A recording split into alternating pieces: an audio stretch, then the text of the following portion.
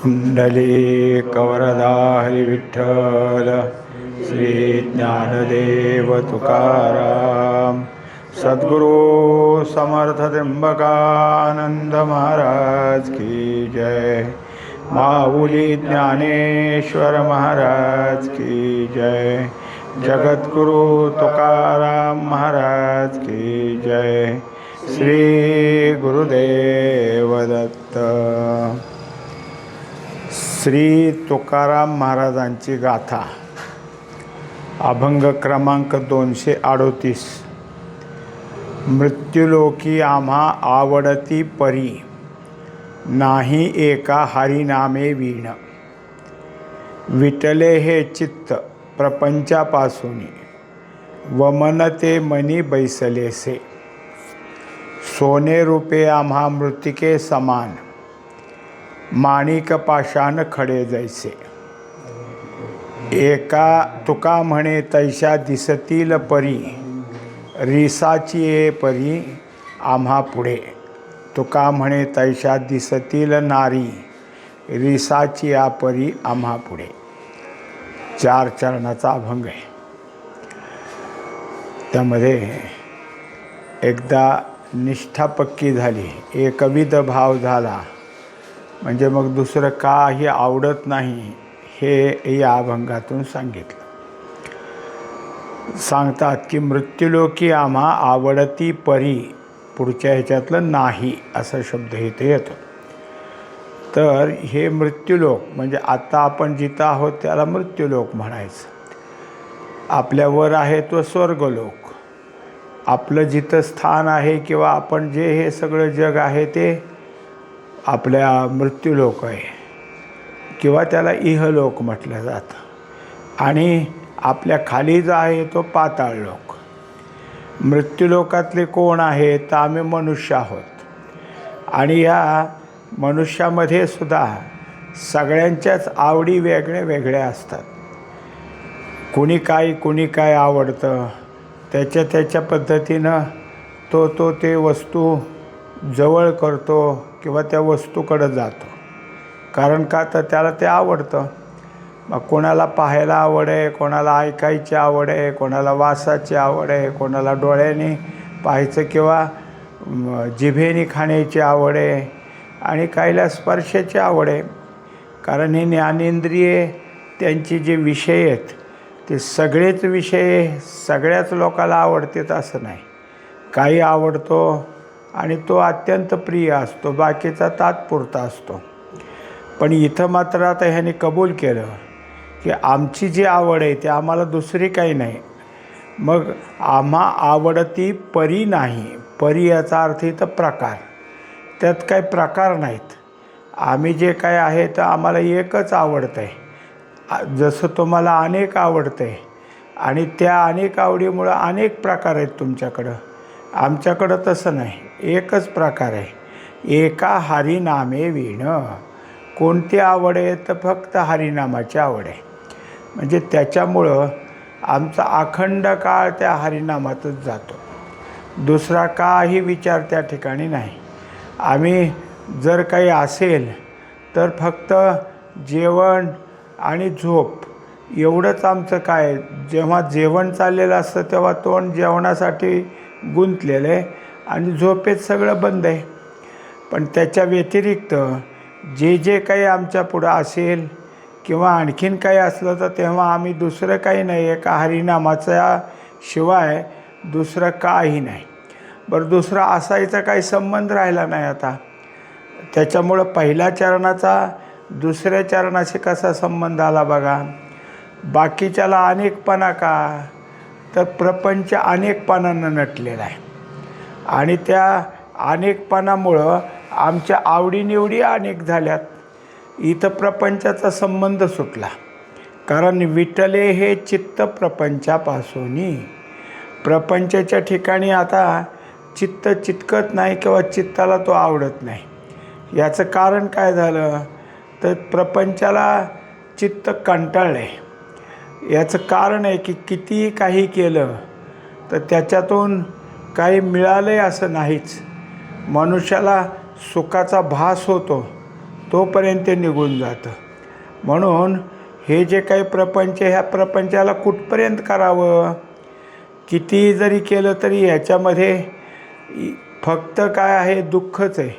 कारण का, कष्टच करतो आपण. मग कष्टाला फळ किती येतं, आणि आलं तरी काय, एखादा शेतकरी असतो, मग एखादं काय पीक चांगलं जोमात येतं, आणि आता पिकाची वेळ, काढणीची वेळ की वादळ सुटतं, गारपीट होते, नष्ट होतं, रडत राहतो. कधी कधी इतकं पिकलं की त्याच्या कल्पनेत नव्हतं तितकं पीक पिकलं. असं कधीच झालं नाही म्हणलं आम्हाला, आज ह्या वर्षी इतकं झालं, आणि भावच मिळाला नाही, काही नाही भाव मिळाला. मागं 4 पोत्याला मिळाला होता तेवढासुद्धा आता एवढ्या 25 पोत्याला मिळाला. म्हणजे तिथंही दुःखच आहे. सुख कधी, फार पिकलं म्हणून सुख करूस तर बाजारात गेला तर पैसे नाहीत, आणि चांगलं आले पीक म्हणूस तर वादळाने नष्ट केलं. म्हणजे त्याला सुखाचं नाहीच. हे सगळं स्वरूप कुणाचं आहे तर प्रपंचाचं आहे. प्रपंच काय आहे की सतत तो बदलत राहणार आहे, आणि कधीच कोणत्या बदलापासून आम्हाला काय मिळालं असं नाही. त्याच्याकडेच का गुंतले सगळेजण. तो बदलतो आहे. पहिला असता तर लवकर कंटाळा आला असता, दुसरा आला बरं वाटलं, तिसरा आला बरं वाटलं, असं सारखं आहे. आता यांना कसं नाही मग त्याचं काय वाटलं, हे का विटले. याचं कारण आहे की ह्याने याचं स्वरूप ओळखलं की हा बदलला तरी तोच आहे, त्याच्यानंतर बदलला तरी तोच आहे. लहान होता, आता पोरगा झाला खेळायसारखा, आता लग्नाच्या वयाचा आला तोच आहे. तो दिसलं म्हणून काय होतं, आता तो मोठा मोठा झालेला दिसेल. हे सगळं जरी असलं तरी जो लहान होता तोच हा. याच्यातले हे जे वरचे बदल आहेत, हे वरचे बदल असतील पण तोच हा. असं जेव्हा आम्हाला कळून येतं तेव्हा मग ह्याच्या नादी कशाला लागायचं, जे जसं आहे तसंच आहे. तेव्हा हे सोडून देणं कधी होतं, त्याचा कंटाळा आल्यावर, त्याचा तिरस्कार निर्माण झाल्यावर. आता त्याला सांगितलं विठ्ठले, मन कधी विटतं, समजा एखाद्याच्यात आपण आहे आणि त्यांना सांगितलं आम्हाला रोज जेवायला डबा द्याचाल का तुम्ही, काय तुमचं असेल ते पैसे देऊ. म्हणले देऊ की. मग ह्याने काय करायचं, रोज जेवायला पिठलं आणि भाकरी, रोज तेच रोज तेच. कुठवर खावं. पहिल्या दिवशी चांगलं नावाजला, फार छान आहे बरं का म्हणून, दुसऱ्या दिवशी तेच आलं. आता पहिल्या दिवशी जसं मांडला होता चांगलं आहे तसं दुसऱ्या दिवशी नाही मांडला, तिसऱ्या दिवशी तेच. आम्हाला कुठपर्यंत द्याता, म्हणले हेच आहे आमच्यात, ह्याशिवाय आमच्यात काही दुसरं नाही. म्हणजे शेवटी विटला तो. म्हणजे तसं तेच तेच म्हणल्यानंतर वीट येतो. वमन ते मनी बैसलेसे. आता त्याला कशासारखं दाखवलं तर जसं वांती केलेलं, तो जो काही बाहेर पडलेला पदार्थ आहे त्याच्याकडं कोणाचं मन जाईल का, त्याच्याकडं निरखून पाहणारं मन कोणाचं असतं का. म्हणजे त्या मनाच्या ठिकाणी वांतीचं जे काही आलेला बाहेरचा पदार्थ आहे त्याच्याकडं बघून जसं मन कंटाळतं, नको नको म्हणतं, इकडं बघायलासुद्धा नको. आता हे पडलं कोणाच्या तोंडातून ह्याच्याच, तरीसुद्धा मन तिकडं लक्ष देत नाही. याचं कारण काय तर ते बघण्यासारखं परिस्थिती नाही किंवा वस्तू नाहीच. म्हणून जसं तिथं मन काय आहे की दुर्लक्ष करतं, बघत नाही, तसं झालं प्रपंचालासुद्धा. हे बघत नाहीत, प्रपंचातसुद्धा विटले. आणि इथं वमन, वमन म्हणजे तरी काय आहे की त्याच प्रकारचं आहे. असं दोन्हीकडूनही. आता इथं दाखवलं मनात, तिथं दाखवलं चित्तात. हे दोन्ही कसे आहेत तर दोन्ही चंचल झालेले आहेत. चित्तही चंचल आहे, मनही चंचल आहे. पण जेव्हा हे जे काही आहे त्याचं स्वरूप कळतं नाही. एखाद्या माणसाला काय झालं, एखादा पदार्थ फार आवडायचा, उठसूट तो खायचा. मग आता त्याचे जे काही चांगले मित्र होते त्यांनी सगळ्याला सांगितलं अरे नको करू असलं काही, चांगलं नाही, एखाद्या दिवशी खाल्लेलं बरं, हे वाईट आहे. म्हणलं त्याला काय होतं आहे, मला आवडतं आहे. मग एकदा संध्याकाळीच ह्याने नेलं, जिथं ते करते तिथं. मग त्यांनी बघितलं ते पलीकडं साठलेलं पाणी, त्यातलं त्यांनी पाणी आणलं. आणि तो जे तिंबत होता सगळं, त्याच्या सगळ्या डोक्याला केस वाढलेले, दाढी वाढलेली, आणि त्यातनं घाम पडतो आहे, हे तिंबतो आहे, ते त्याच पिठात पडतो आहे. आणि म्हणला बघ हे असलं खात असतो तू रोज, हे पाणी कुठनं आणलं आहे बघ, हे तिमतानी काय होतं आहे त्याचं बघ. मग आता असलं खायचं म्हणल्यावर नको. दुसऱ्या दिवशी काय केलं, हे म्हणले चल की तिथं, नको नको म्हणला. एकाने तिथनं जाऊन विकत आणलं, ठेवलं त्याच्यापुढं, खा. त्याला उलटी आल्यासारखं झालं, कारण ते कसं बनलं आहे ते कळलं. एखादी गोष्ट तिचं मूळ कळलं की जसं नको होतं तसं चित्ताला मनाला याचं मूळ कळालं, प्रपंचाचं मूळ काय आहे ते कळालं. आणि हे प्रपंच स्वरूप कशासारखं आहे ते कळालं की ज्याच्या ठिकाणी काही नसूनसुद्धा त्याला एकच आहे, प्रपंचातली शक्ती कोणची तर आपल्याला बांधून ठेवतो. कशाकरता बांधून ठेवतो तो उगीचच, म्हणजे जे असेल ते असेल. एकदा काय एक मनुष्य सिनेमाला गेला आणि तिथं काय झालं त्या सिनेमात, तर एक मनुष्य त्याला कळतं इथं धन आहे म्हणून, आणि मग तो ते खांदायला लागतो. मग खांदायला लागला की खांदता खांदता ते धनाचं जे भांडा असतो त्याचं डोकं उघडं होतं, आणि ते उघडं त्याने इकडून तिथून केल्यावर होता बाहेर काढायचा, पण तेवढ्याच सिनेमा संपतो. मग आता हे दुसऱ्या दिवशी तिकीट काढून जातो. म्हणलं हे तुम्ही कालच आलता का? म्हणला काल हांडा काढायचा राहिला होता, आज काढल्यावर बघतो काय निघतं आहे त्यात. आता तो सिनेमाच तितका आहे, तर पुढं दुसऱ्या दिवशी त्याला काय दिसेल. एकंदरीत जे काय आपल्या ठिकाणी बसतं ते कसं चुकीचं असतं हे कळालं म्हणजे मनुष्य त्या ठिकाणचा विचार सोडून देतो. तेव्हा प्रपंचाच्या ठिकाणचं स्वरूप हे चित्तालाही कळालं आणि मनालाही कळालं. आता दोघांनी त्या ठिकाणी काय आहे की लक्ष काढून घेतलं. कशासारखं, एक चित्त कसं आहे तर विटलं त्याला, आणि मन कसं आहे तर त्याला व मनासारखं पाहू लागलं. म्हणजे दोघांच्याही ठिकाणी ह्याचा कंटाळा आला, तिरस्कार आला, घृणा निर्माण झाली. सोने रूपे आम्हा मृत्तिके समान. आता दुसरी गोष्ट आहे की जसा प्रपंच आहे तसा मनुष्याच्या ठिकाणी अजून हाव असते.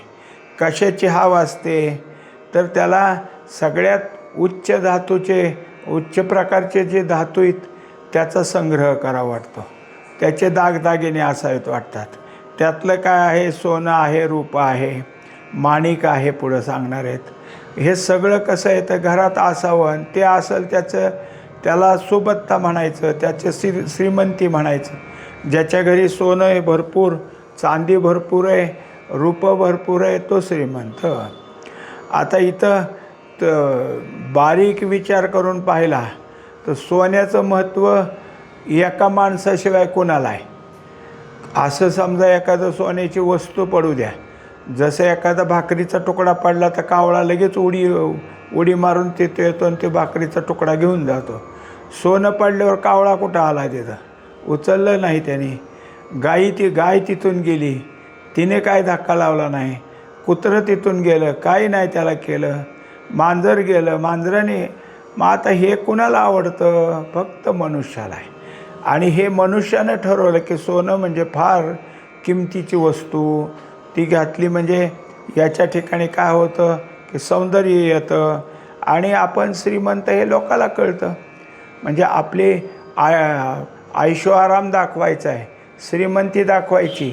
असं म्हणलं म्हणजे गळ्यात 4-2 माळा घातल्या, हातात काय कडे घातलं की काय वाटतं बघा ह्यांच्याकडं किती श्रीमंती, ह्याच्यासाठी आलं. आता हे म्हणतात आम्हाला त्याची किंमत नाही, कारण आम्हाला सगळ्यात प्रिय आहे ते हरिनाम. मग हे कोणी जर म्हणलं जाऊ दे हे आणि हे घे सोनं रूप, आम्ही त्याला माती समजतो, मृत्तिके समान.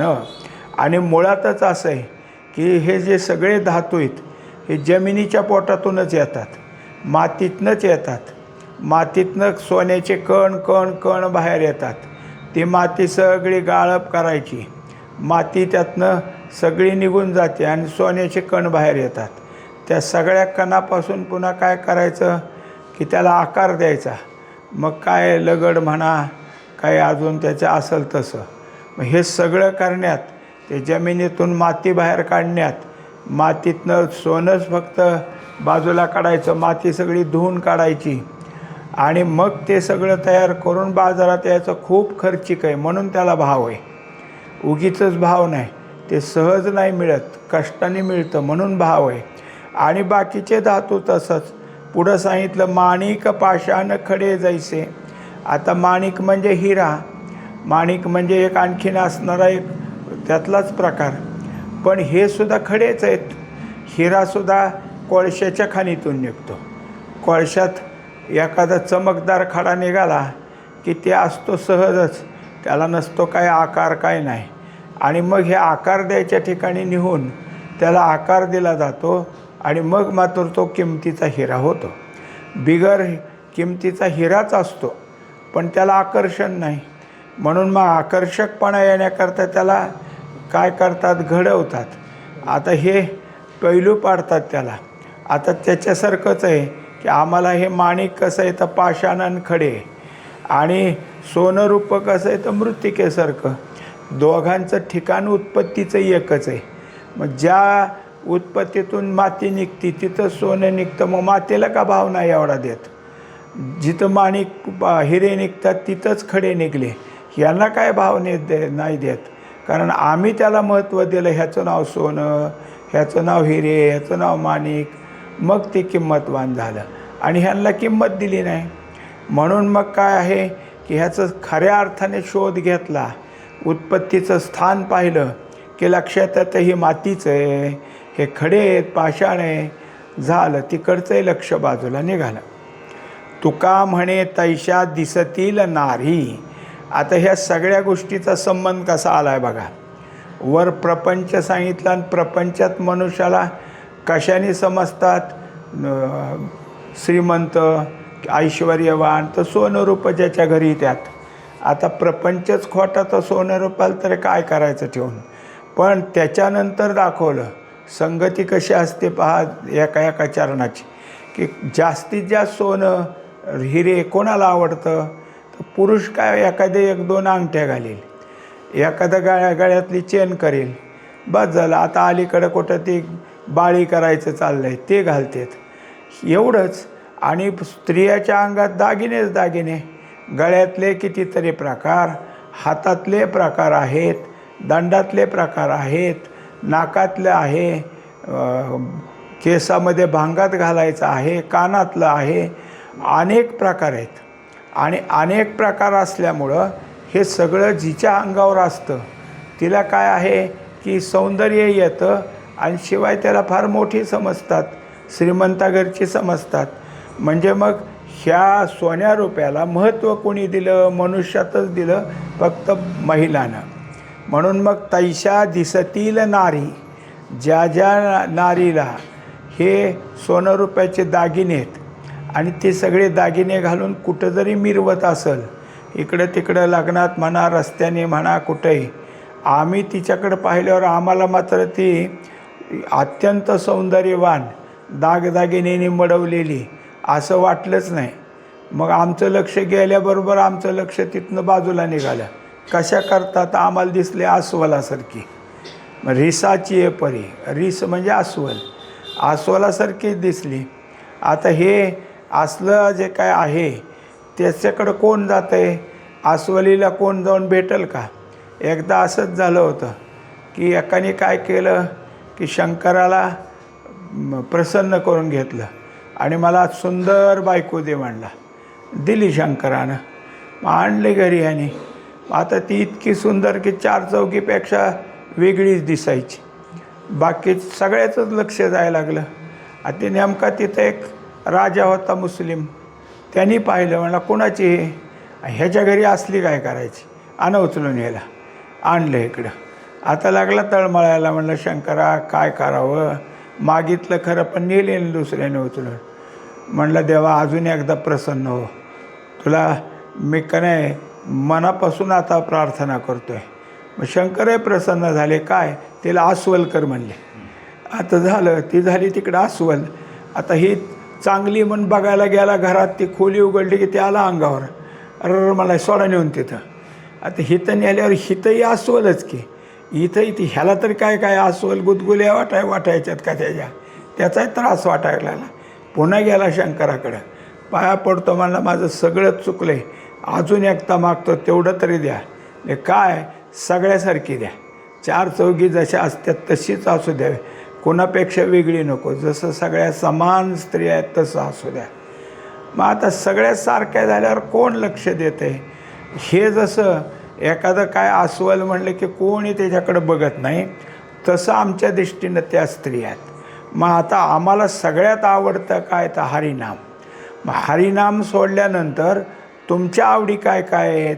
तर कुणाला सगळा संसार भरलं घर आवडतं, कुणाला काय सोने रूपं आवडतं, माणिक आवडतं, तर कुणाला स्त्रिया आवडतात. तर आमचं काहीच नाही तसलं. हे आम्हाला तुम्हाला जे आवडतं ते प्रकार आमच्या दृष्टीने संपले. त्याला कसं प्रकार नमुना दिला आहे त्याने सांगितलं. आता जर आम्हाला असेल तर एका हरिनामे वीणं, म्हणून आवडती परी नाही असा शब्द पुढच्यातला इथं आला. असं कोणता अनेक आवडीचे प्रकार आमच्याकडे नाहीत. मग काय आहे? एका हरिनामे वीणं, फक्त हरिनाम आवडते तेच एक. त्याच्या पुढचा अभंग आहे 239. स्त्रियांचा तो संग नको नारायणा, काष्टा या पाषाणा मृत्तिकेच्या. नाटवे हा देव न घडे भजन, लाचावले मन आवरेना. दृष्टीमुखे मरण इंद्रियाच्या द्वारे, लावण्य ते खरे दुःख मूळ. तुका म्हणे जरी अग्नी झाला साधू, तरी पडे बाधू संघष्टणे. आता हा सुद्धा स्त्री आणि स्त्रियांच्या संबंध आला तर काय होईल आपलं, या संबंधीचा विषय. या विषयात काही झालं तरी स्त्रियांचा संग नको, म्हणजे संबंधच नको. कोणाला मागणी केली? ही नारायणाला, म्हणजे भगवंताला. याचं कारण काय? ह्या संघामध्ये मनुष्याच्या ठिकाणी आपल्याला काय कर्तव्य आहे, कशाकरता आपल्याला देह मिळाला, मनुष्य जन्म का मिळाला हे विसरून जातं आणि त्या मोहामध्ये मनुष्य गुंतून जातो. मग हा जो काही त्याच्या ठिकाणी निर्माण झालेला भाव आहे तो भाव परमात्म्याला झाकून टाकतो. म्हणून असला संबंध नको. बरं नुसती स्त्रियाचा संबंध आहे असं नाही, आणखीन दुसरं सांगितलं की काष्ट या पाषाणा मृत्तिकेच्या. लाकडाची जरी बाहुली आणि स्त्रीची बनवली, झालं. दगडापासून स्त्रीची बाहुली बनवली, दगडाला जसं घडवून बनवते देवाची मूर्ती, तसं हुबेहूब जसं लेणी कुठल्या मंदिरावर केलेल्या आहेत, कुठं कुठं स्त्री अंगावर अनेक अलंकार असणारी स्त्री, तर कुठं तर पूर्ण उघडी नागडी. हे घडलेलं आहे. मनुष्य बघता बघता तिथं नजर खेळवतोच. मग हे सगळं आम्हाला हे नको. काष्टाची नको, पाषाणाची नको, मृत्तिकेची सुद्धा नको. म्हणजे हिथं झाली खरी स्त्री, पण हिथं प्रतिमासुद्धा नको.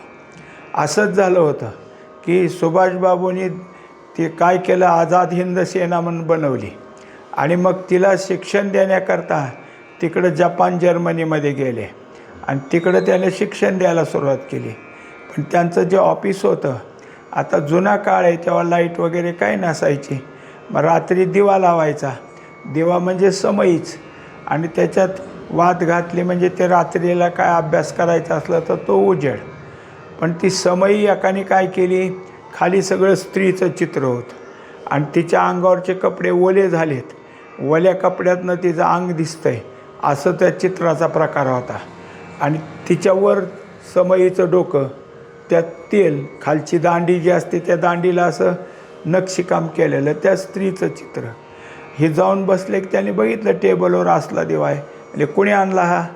म्हणजे अमक्याने. उचल पहिला इथनं, अजिबात ठेवू नको. कारण का, आमचं साध्य काय, आम्हाला भारत स्वतंत्र करून घ्यायचं आहे.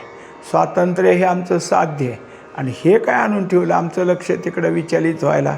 म्हणजे त्यांनी ती उचलून न्यायला लावलं. लाकड्याचीच बनलेली उचलायला लावली. आता ते सांगतात नाटवे हा देव न घडे भजन. आता त्यात एक असतं की स्त्रियाबद्दलची कामना मनामध्ये निर्माण झाली की हाच आमच्या सगळ्या परमार्थातल्या आठवणीला, स्मरणाला आणि भगवंताच्या अस्तित्वाला काय आहे, आडसर आहे म्हणा किंवा आवरण आहे हे झाकून टाकतं.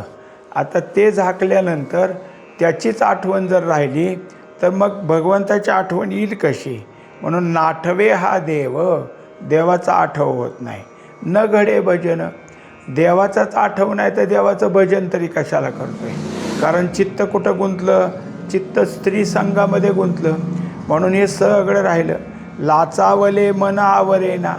आता त्या मनाला समोर असला तरी मन तिथंच, आणि समोरून कुठं उठून गेला तरी तिथंच.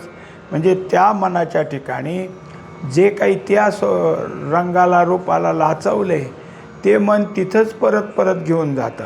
म्हणून भगवंताचं रूप, नाम, भजन हे सगळं बाजूला राहिलं.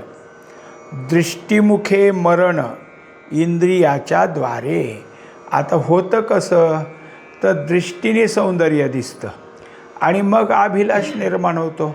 ही सौंदर्यवती स्त्री ही कुणी दाखवलं? दृष्टीने. आणि त्यांनी काय केलं? मग इंद्रियाच्या पाठीमागं त्यात गेल्यानंतर इंद्रियानं मरण आणलं. हे जसं आहे, जसं सूरदास तिथे गेले भिक्षा मागायला आणि ती सुंदर स्त्री आली भिक्षा वाढायला, तिच्याकडं बघतच राहिले. आणि नंतर तिचा नवरा आला, म्हणले ह्याला वाढा की. म्हणले ते माझ्याकडंच बघते सारखे टक लावून. म्हणले वाढ तरी मी आहे इथं. वाढलं. गेले आणि मोठ्या काट्याची जी काही बाबळ असती त्या बाबळीचे काटे दोन्ही मुठीत धरले आणि घसकन डोळ्यात घालून घेतले. ह्या डोळ्यांनी मला फसवलं म्हणले. या डोळ्यामुळं माझं आज चित्त विचलित झालं. म्हणून मग इंद्रिये एकदा दृष्टी आपल्याला गुंतवते आणि इंद्रिये ओढून नेतात. मग हे दोघंही कसे आहेत?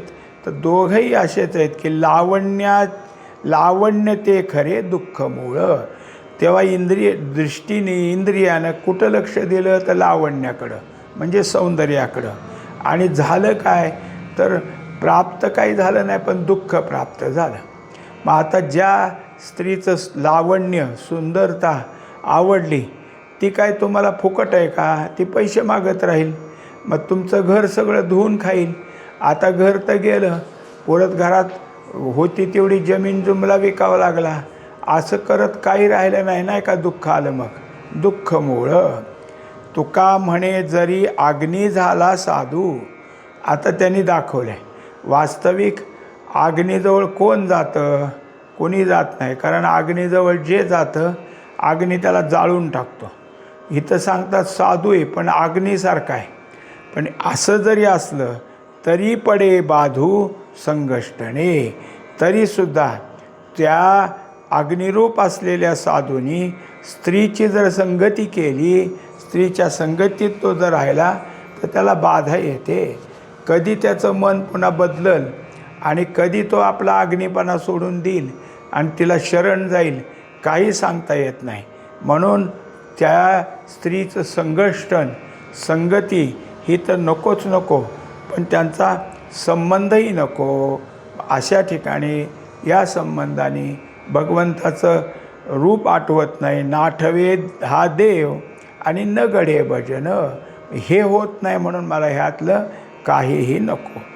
पुंडलिक वरदारी विठ्ठल श्री ज्ञानदेव तुकाराम सद्गुरु समर्थ त्र्यंबकानंद महाराज की जय. माऊली ज्ञानेश्वर महाराज की जय. जगद्गुरु तुकाराम महाराज की जय. श्री गुरुदेव दत्त.